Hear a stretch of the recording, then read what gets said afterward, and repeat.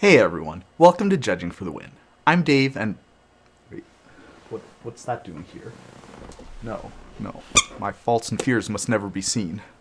No. No! Don't think you can escape what you are. Oh, it was just a dream. Thank goodness. Let's see what won the patron voting. Well, darn. Hey everyone, today is this month's patron pick. Thank you so much to all of my wonderful supporters on Patreon. And in case you're one of the devoted winners who blindly clicks on anything from my channel without looking at the title or thumbnail, this isn't one of those videos that has a whole lot to do with magic. The topic that was selected this month was, what music does Judge Dave listen to? And although there actually are a couple of unexpected tie-ins, let's just say there aren't going to be any CR citations this time around. So let's start at the beginning. Growing up, I don't remember being exposed to music very much at all. In fact, my earliest memories of my interaction with music are mostly negative. For example, I can recall being ridiculed when a classmate asked me what I thought about corn and I told her I didn't like how it got stuck in my teeth. Or listing A Christmas Carol as my favorite song for an icebreaker activity that happened in the middle of summer, because those were the only songs that I knew by name. One time, I had an art teacher who let students bring in music to play for the class while we were working on our projects. After one of the kids brought a popular album with some songs with inappropriate lyrics, my mom, who also worked at the school, arranged with this teacher to have me bring in one of her CDs, which that teacher could then confidently pick, knowing there wouldn't be anything objectionable on it. After the first class where I got bullied for bringing in an oldies album, I recognized that I needed to forget my mom's music in my locker from then on. So for far from being an important part of my life, the way it evidently was for many other people, I remember music as just being one of the key things that separated me from the others. Things didn't really get any better when I moved from elementary school to junior high. I remember my mom getting me a few of Weird Al Yankovic's albums from the library, which is the first artist I actively chose to listen to. When I got into high school, I got my driver's license, which meant that I could now drive. I had a chance now to experience a lot more music via my car's radio, and I guess I did. Mostly I just settled on a generic current hits station. I was never really enthusiastic about anything I listened to. It was just something to pass the time as I drove from point A to point B. Things didn't change until I went to college, specifically until I had an opportunity to study abroad in Shanghai. I've got a bunch of stories from my time over there, and I've talked about a few of them that are related to magic on this channel before, but for today, the relevant story is when I went to karaoke with some of the other foreign exchange students. You know, karaoke is one of the things I really miss about China, and if you don't know, Asian-style karaoke is not like the style that's popular in the West, where you get up on a small stage in front of a bunch of strangers in a bar or some other public place. Rather, you and your friends go to a karaoke place and rent out a room for some amount of time. The room would have like a couch, a table, a TV hooked up to a karaoke machine in it, and there's also a phone where you can order snacks and drinks. To me, it's a much better experience, and I know that technically there's karaoke places like that in the US, but I'm not from a big enough city to have something like that. So anyway, one day I went to a karaoke place with some of the other foreign exchange students. One of them was from South Korea, and she sang TT Dance, the debut digital single from Heart and Mind. I still remember being struck by how bright and catchy it was. Later, she did Brown Eyed Girl's Abracadabra. TT Dance sucked me in, but Abracadabra really set it in stone. I liked this music, and I wanted to find more of it. You might be wondering, if these are Korean songs, how did I know what they were called or how to look them up? And the answer is that every Korean pop song has some English lyrics. Maybe it's not 100%, but it's darn near. The way that this was explained to me back then is that English sounded trendy and cool to Koreans, so a lot of their songs had English lines in them. I don't know if that's the real reason, but in any case, you'd be hard-pressed to find a K-pop song that didn't have at least one English line in it. So I memorized those lines, and I found the songs by searching for them later. What separates K-pop from American pop music, or just pop music in general? The industry term for a professional K-pop singer is idol. This term is also used in the West, for example, in the name of the popular TV show American Idol and many of the other shows in that franchise. In contrast to that use of the term, though, K-pop idols do more than just sing. K-pop has a major performative aspect to it as well, and as part of that, Korean idols are expected to be skilled dancers and adhere to strict beauty standards. Deficiencies in any of these areas will bring an idol harsh scrutiny. Some idols also play musical instruments, but this is not normally part of a K-pop performance. It takes years of training to get up to this level, and many trainees never debut. Another difference is that Korean pop music is dominated by idol groups, whereas most of the top spots in the US pop charts are held by soloists or perhaps collaborations between soloists. The top K-pop songs are primarily from groups. There's no standard size, with anything from 3 to 9 members being relatively common. There still are soloists, but many of them were originally part of an idol group and they decided to go off on their own after their contract ended. It's relatively uncommon for a soloist to gain the same recognition and popularity as top groups. Fans like to divide groups and soloists up into different generations. Supposedly, these generations mark major stylistic changes in groups and the industry, but there isn't really a specific cutoff. It's mostly just based on vibes and when they debuted, although fans broadly agree on which generation each act belongs to. Heart and Mind and Brown Eyed Girls are both Generation 2 groups, and anyone debuting around the time this video gets published would be considered Generation 5. There was one specific group that stands out as the queen of Generation 2, Girls' Generation, or to use their Korean name, Sonia Shudae. This 9-member girl group debuted in 2007 but achieved viral popularity 2 years later with their breakout hit G. Their long-standing popularity across many eras earned them the title of the nation's girl group. During Gen 2, it wasn't really possible to follow K-pop groups unless you were in Korea or spoke Korean, which I didn't, so I ended up listening to the most popular groups because that's what I could get my hands on. Being arguably the most popular group, I listened to Girls' Generation a lot. They had a long career spanning through to 2017 when the group went on a 5-year hiatus, focusing on their solo projects. Generation 3 is when K-pop really started to open up a bit more to the West, which was greatly accelerated by Psy's hit song Gangnam Style, which introduced millions of people to the genre for the first time. To be honest, I'd never heard of Psy before, although I was a fan of his label mates 21 and Big Bang. And I recognized 4 Minutes Yuna from the viral video and Brown Eyes Girls Kaiyan from the next song, Gentleman. It was really cool to see K-pop songs entering the public consciousness like this. Generation 3 groups like Twice, Blackpink, and BTS picked up the torch and ran with that popularity, each leaving their mark on the Western market. And it was such an amazing feeling to see these groups, most of whom I'd been following since their debut, bloom and grow in influence. Unfortunately, it still wasn't up to the point where you could just expect some random person that you were talking to on the street to have heard of K-pop. Now, as I got deeper into K-pop, I started to come upon some of the realizations that eventually strike every stan. Not every part of this industry is glamorous, just the ones that they show off. Idols aren't just performers on stage. They also have to be performers off stage too. Reputation is a huge driver of sales, and having a perfect idol image is important for that reason. Many companies also structure idol fan engagements such as live streams, fan meetings, and now short-form videos in such a way to encourage parasocial interactions between idols and fans, which encourages sales further. Because part of any idol's popularity derives from visual appearance, they go to great lengths to conform to Korean beauty standards. This includes relatively benign things like elaborate makeup and hair care routines to more extreme measures like starvation dieting and plastic surgery. One idol claimed that she was told as a trainee she needed to lose 15 pounds, so she ate nothing but ice cubes for a week. Stories like this are pretty commonplace, as are reports of plastic surgery. Actually, that's pretty common in general in South Korea. I've read that anywhere between 20 and 50% of women under the age of 30 have had some form of plastic surgery there. Obviously, those in public-facing industries like idols are under the most pressure to look good, and it's pretty tough to conclusively tell that someone has had that sort of work done. And part of the fantasy is that these people are naturally beautiful, so usually the companies deny it, but there are lots of insider reports that companies will arrange and pay for cosmetic procedures, sometimes even requiring trainees to undergo them as a condition for debuting. Now, speaking of trainees, there's a bunch of them in constant competition for spots in the group. Once they debut, things aren't necessarily all rosy either. The standard term for an idol contract is 7 years, and these contracts are notoriously restrictive to the point that slave contract is a recognized industry term. Idols are generally prohibited from dating and have strict limits placed on their social media use. Some agencies do not allow idols to post or even have personal accounts at all, although this rule seems to be a little bit more lax once the idol becomes more established.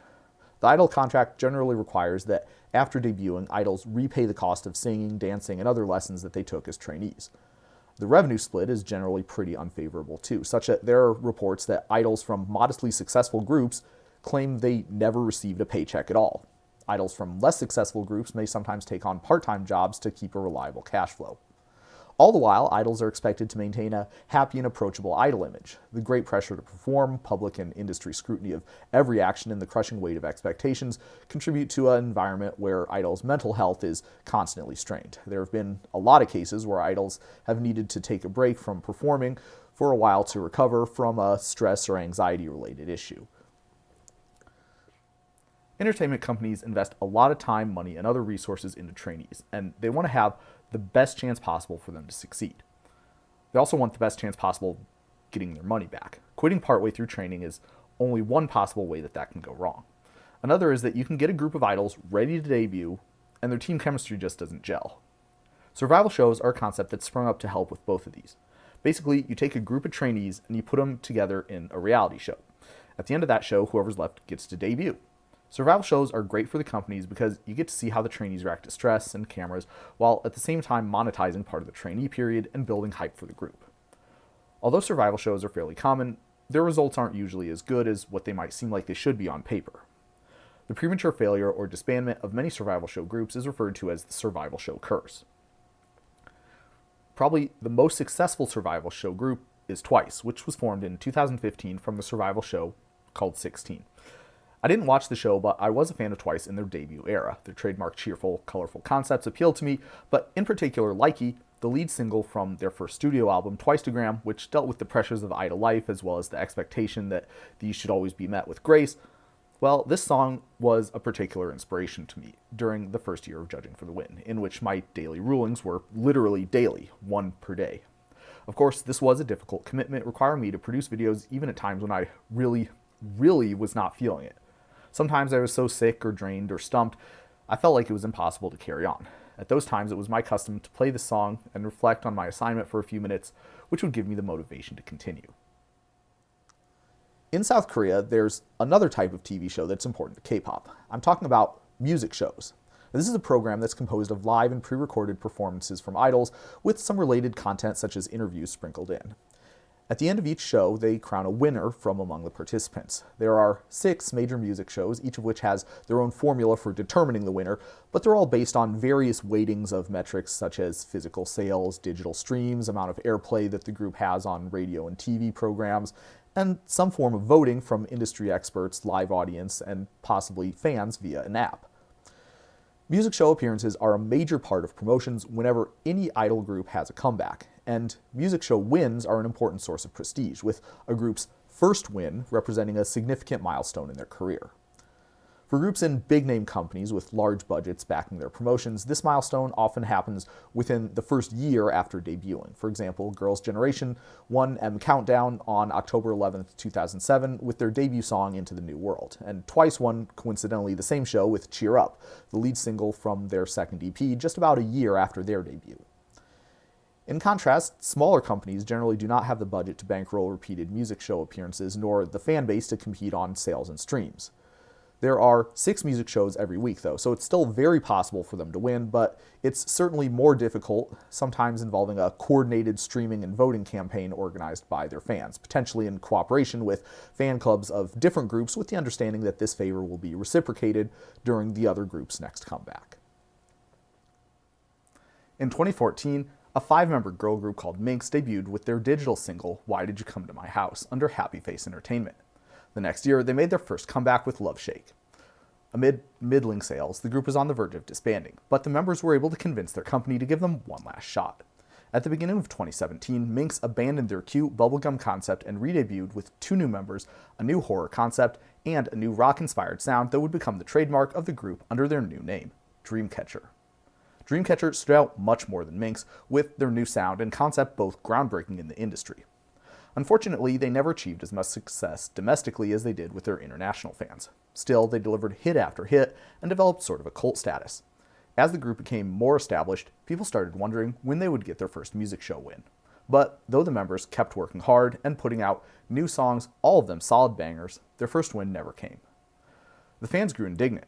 Accusations of rigging and payola were widespread in Dreamcatcher's subreddit as disappointment mounted on disappointment. I myself recall hearing Boca, Odd Eye, and Because during this period and thinking each time, surely this one will be the one. But it never was. Maybe being special wasn't enough. Maybe K-pop would never accept rock. Maybe it was just impossible. Finally, after 5 years and 11 comebacks, not counting their OSTs and Japanese releases and The Time Is Minx, on April 20th, 2022, Dreamcatcher finally got their first win with the song Mason on NBC's M Show Champion. It's really hard to put into words the significance of this moment, so I'll let the girls speak for themselves. Don't worry if you don't speak Korean, I have a feeling the emotion might make its way through regardless. 우선 우리 이주원 대표님 그리고 이준 이사님 너무 사랑하는 우리 인썸니아가 있기 때문에 우리가 있다는 거 평생 잊지 않고 우리 열심히 활동할게요. I had been a fan of Dreamcatcher since the very beginning. Before their beginning, even back in the Minx days. Why Did You Come to My House drew me in as a bright, catchy bop, and years later, Dreamcatcher's debut song, Chase Me, excited me with its cinematic music video, darker themes, and high-energy rock beat, all of which were relatively uncommon to completely unprecedented for K-pop at the time. I still remember how I felt when I saw that they'd finally earned their first win. It was an amazing feeling seeing such a sweet payoff after so long of a wait. That day, when I was rewatching the Mason MV, I saw a note below the video on YouTube, Dreamcatcher concert in Chicago on July 7th. I'd never been to a concert before. I'd never even considered it. For someone like me, low social skills, no one to go with, easily overwhelmed in a crowd, prone to being overstimulated, a concert had never even occurred to me as something I could do, let alone something that I would want to. But then I thought about what just happened, how excited I felt. The only thing keeping me from celebrating with Dreamcatcher for their first win was a few hours of driving and a few $100 out of my bank account. Could I really do it?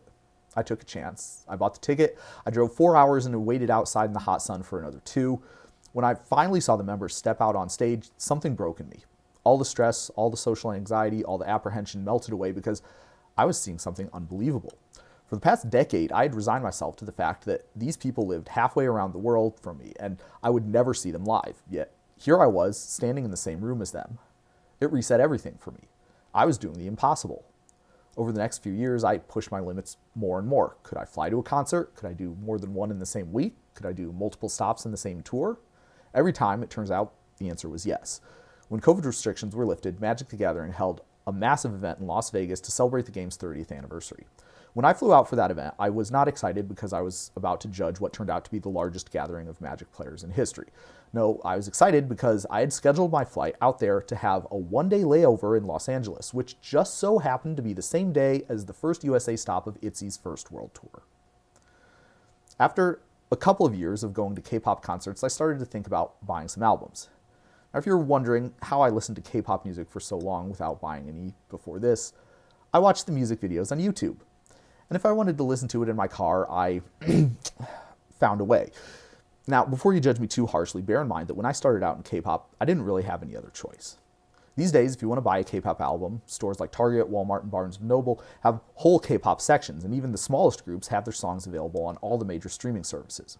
Back when I got into it, though, none of the streaming services had K-pop, and buying albums in the US was just not practical unless you spoke Korean. So I got used to pursuing alternative distribution channels to make my playlists. By this time, though, I realized that it was worth looking into.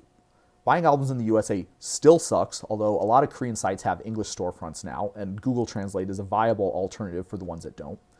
The shipping often costs more than the actual album does, and even if you're buying a bunch from a Korean site, the shipping cost is usually about half or 2/3 of what the albums are. Or you could pay a little bit more and buy from a store like the ones that I mentioned, or a dedicated K-pop store, since those are a thing now. Secondhand albums are also a great way to get albums a lot cheaper, although they often don't include all the original things that the album came with, especially photo cards, which I'll talk about later. For many out-of-print albums that you would want to collect, they might even be more expensive. For example, since Minx was not a popular group, there are not a lot of copies of Love Shake out there, and the ones that do sell are quite expensive. If anyone is interested in selling one or trading one for a bunch of Magic the Gathering stuff, my email is in the channel description.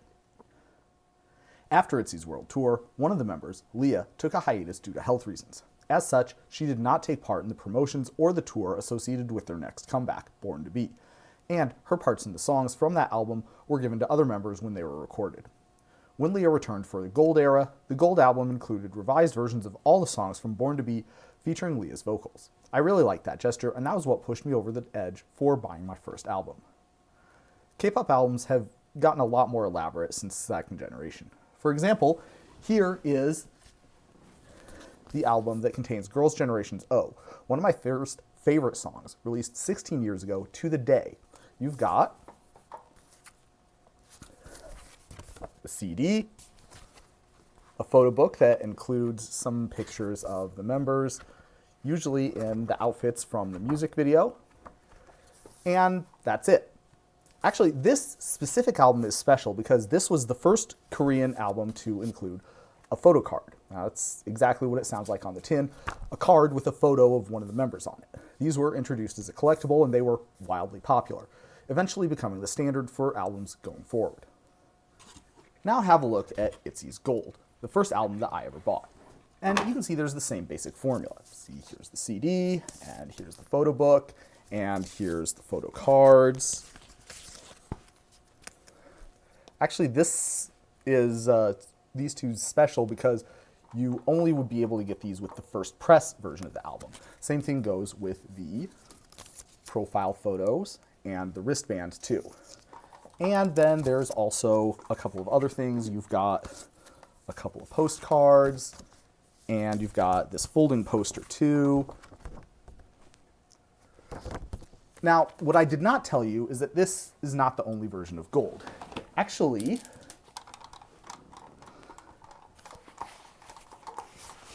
this and this are also versions of Gold, the same album. They might look a little bit different, and that's because they are. The CD and the photo book that you get are different. Some of the other inclusions will be different too. Like, there's 3 different posters. Maybe, if you bought one of each of color albums, you would randomly get all 3 posters. Or maybe not. The same sort of deal is true for all the other inclusions. Oh yeah, and by the way, this is also ITZY's Gold album, but it's not the standard version. It's the special version. Well, one of the 2 special versions. And you better believe that those have got different inclusions to pull from too. Isn't collecting fun? Remember how I said that you get special inclusions for getting the first edition of an album? Well, you know, they do that to encourage people to pre-order the album, which usually guarantees that you'll get those.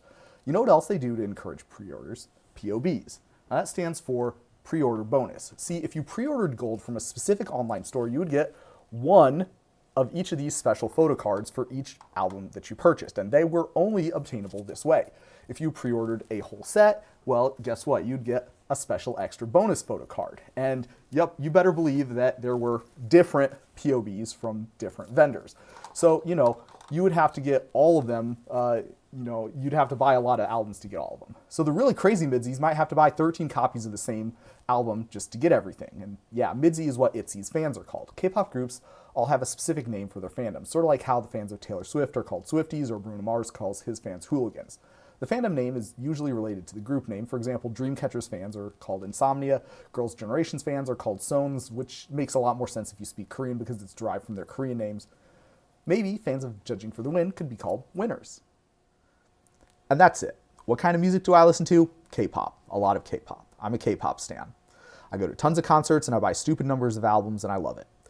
When I did my video on why I don't play Magic anymore, I got a lot of comments praising me for being vulnerable and brave with sharing my story. But to be honest, I didn't really think that I earned any of that.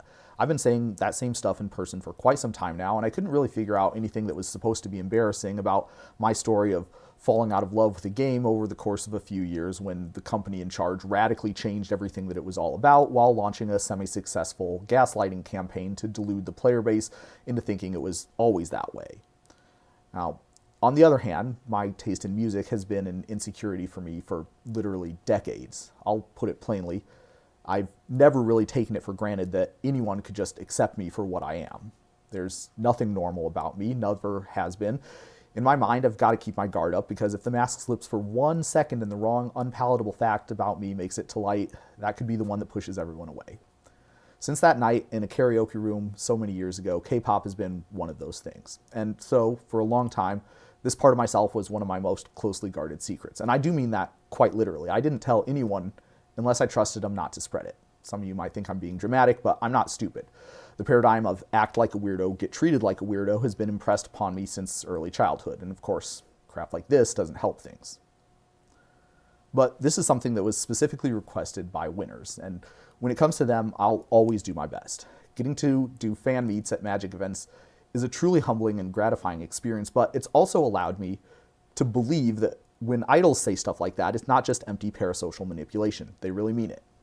As someone who's been on the other side, I can tell you firsthand how much of a difference fans make in my ability to work harder and generally be better than I could do just by myself.